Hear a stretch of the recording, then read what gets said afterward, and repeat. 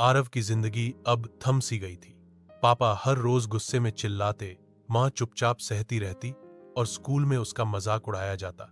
धीरे धीरे वो सबसे दूर होता गया। उसे लगने लगा था कि उसके होने से ही सब दुखी हैं। एक रात जब सब सो गए तो वो चुपचाप उठा और अपने कमरे में अंधेरा कर लिया। कमरे की खामोशी में सिर्फ उसकी सांसों की आवाज थी और एक सवाल, क्या मेरे मरने से सब कुछ सही हो जाएगा?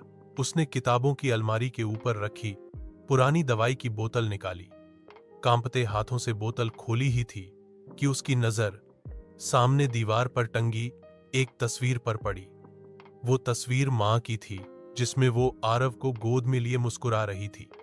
वही तस्वीर जिसे उसने सालों से गौर से नहीं देखा था।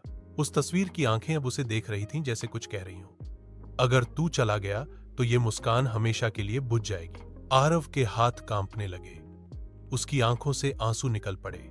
उसने खुद से पूछा, क्या मां सच में खुश रह पाएंगी मेरे बिना? क्या पापा कभी माफ कर पाएंगे खुद को?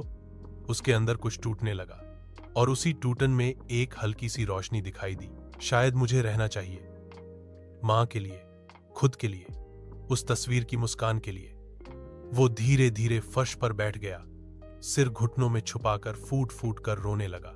पर यह रोना हार का नहीं था, ये एक नई शुरुआत का था। अगले दिन उसने मां को गले लगाया, बहुत सालों बाद, बिना कुछ कहे। मां ने कुछ नहीं पूछा, बस उसे और कसकर पकड़ लिया, जैसे वो जान गई हों कि उनका बेटा रात को मर नहीं गया, बल्कि फिर से जी गया है।